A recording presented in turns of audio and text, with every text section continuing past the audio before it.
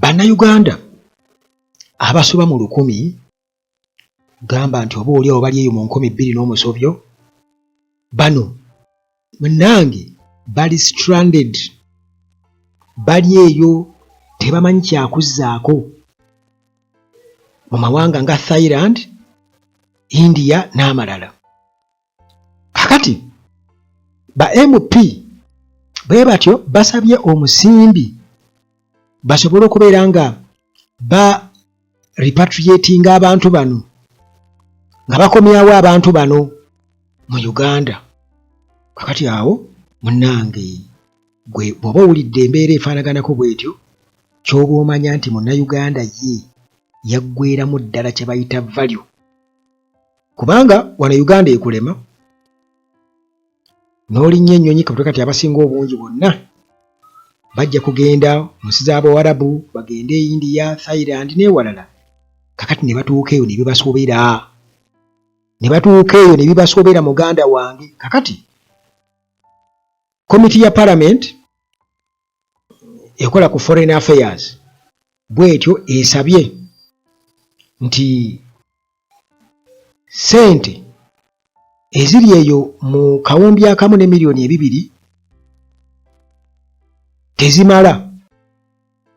tezimala, baagala zongerweko ez'okubeera nga bakomyawo bano abantu abamu obaolyawo abakukusibwa okutwalibwa eyo, n'abalala kampani obaolyawo zaabatwala okufuna emirimu naye ne batabaako kye batuukako. Kati bali eyo basobeddwa ekale mu kibira. Musimbi basabye mungi, naye nga bw'otunuulira embeera, nze naalibadde ndowooza nti kampani bwe baba nga bamu bayitiramu zi kampani okugenda, zo bazireke bulesi zireme kubeera accountable, kubanga oba oliawo tezaasuubiza tezaatuukiriza bye zaasuubiza bwe baba nga abamu bagendera mu zi kampani.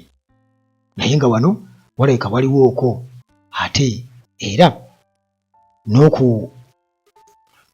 n'okuwanvuya emiwendo, era nga waliwo abaagala okubeera nga akasente bakakuba ebya ddala. Naye nga gwe ky'obamanya bannayuganda bangi nnyo bali mu ggwanga erya Thailand, ggwanga erya India n'amalala, bali eyo tebamanyi kiddako. Ali eyo tamanyi oba asobola okukomawo eno kubanga ne ssente tazirina n'ekyala takirina.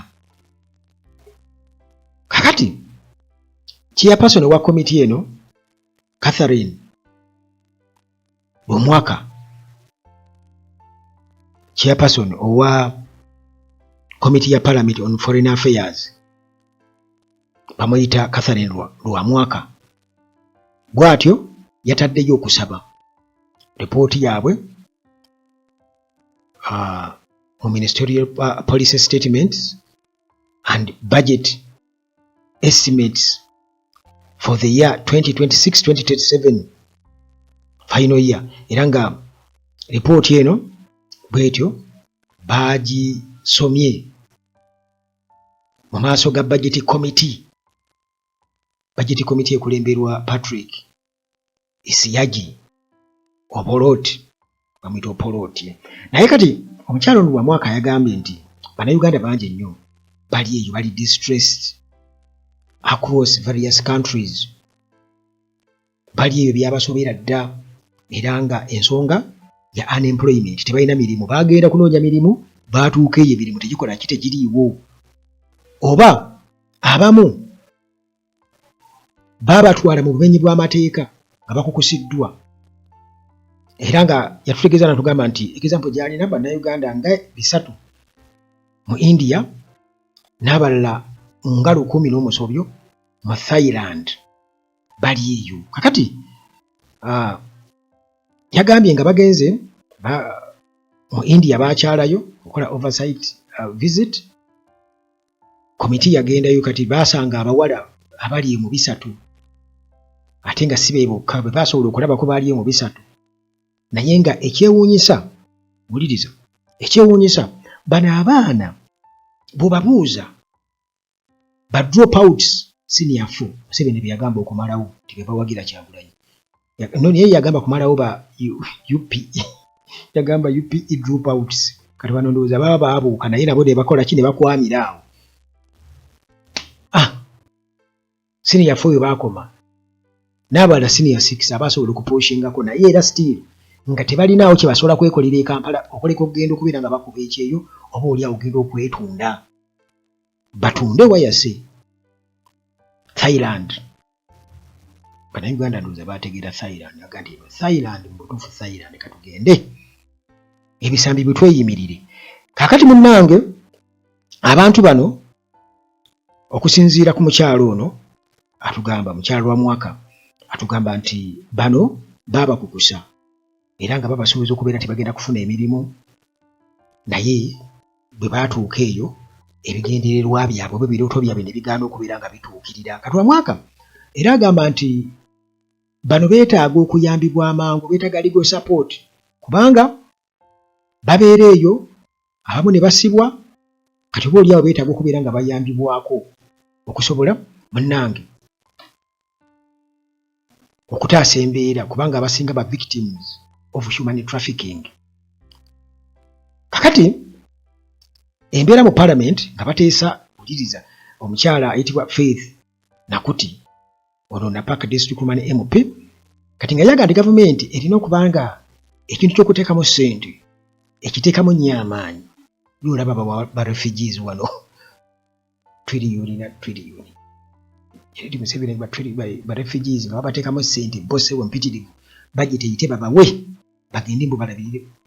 Bannayuganda baabano abaana tebasoma badropinga out kati nabo mu ggwanga lyabe baafuuka ba refugee naye Uganda bajja kuga Uganda nsi nnungi nnyo emanyira okufuna ba refugees okuva wabweru nga naffe tuli eri kati mu nsi nga Thailand abaana bali eyo ba refugee kubanga badduka eno embeera embi kitegeeza era refugee ekimudduse ewaabwe mbeera mbi kati naffe twafuuka babayita batya ba employment refugees oba situmanyi phrasing entya. Kakati ono mukyala Faith Nakuti Napako District Woman MP agamba nti $1 billion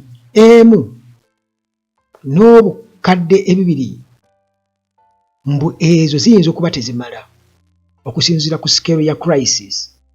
Kakati ono Nakuti bwatu naga nti sente zino balina okubeera nga bazongeza zifuuke $1 billion bifuuke obuwumbi 2 zifuuke obuwumbi 2 zive ku kamu ne million 2 naye kati bufuuke obuwumbi 2 bwe tugamba $1 billion n'obukadde 2 kitegeeza nti ziri obukadde 1,200.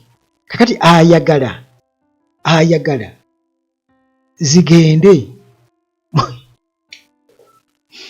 mu biliyoni erimu obukadde 10 kati zigende mu $2 billion babale obukadde 10 babuteeke wali babale n'obulala 10 babuteeke wali babale n'obulala 10 babuteeke wali baweze 10 obwo 10 nga buli bagende paka ku 10 bakwate 10 ekirala obuwumbi 2 nga buli kawumbi kalimu miliyoni 10,000 okitegedde. Kati ezo zayagala babawe okusobola okukavaringa mbu wide geographic spread mbu engeri gye basaasaanyeemu ba victims bano kyetaagisa nnyo okubeera nga ate sente zino ziyongezebwako basobole okubeera nga babanoonya bulungi nnyo yonna gye bali era ekyo kirina okuteekebwamu ennyo amaanyi okusobola okukuuma ekitiibwa kya Munnayuganda nga bannansi tozowulira. Kati ekitiibwa kya Bannayuganda wano kikola omusimbi ogwo bagwongeze bagende bataze ekitiibwa kya Munnayuganda naye n'abali abali mu nsi z'Abawarabu tebasobola kubataasa kugenda kuteekawo ku nteesaganya na gavumenti zaayo basobole bateekamu ekitiibwa nedda. Kakati munnange baagala obuwumbi 2 era nga omukyalo ono wa mwaka yagambye nti ne embassies ezimu zeetaaga okubeera nga zijjibwa mu bitundu eby'obulabe zitwali mu bitundu ebirala ebiri seefa kubanga ebitundu ebimu bifuuse target eya attacks bazirumba naye nga era bwe nkutegeezezza nti kwegamba wano Uganda simanyi nti ekizibu kijja ne kibaawo nga balaba. Simanyi lwaki baagala nnyo ekizibu ekyo okubeera nga bakikwatako nga kisajjuse. Nti gwe olabye omuntu alina ejjute oba ebbwa n'olireka ne ligenda nga lirya ne lifuuka kookolo, kati onoosuubira okuba nga ate ojja kati okwate ssente nnyingi nnyo ojjanjaba ekkookolo, so nga ate akabwa kaali katono bwe kati nga n'essere asobola okukawonya. Kakati wano Uganda ekyo kye kiriwo. Era bano njagala okukakasa nti kakati wateekwa okubaawo bajjukira nti kati babeereyo nga bateesa wawe ssente we ziyinza okuyitira tugire. Kakati bano baffe tune hunters muganda wange,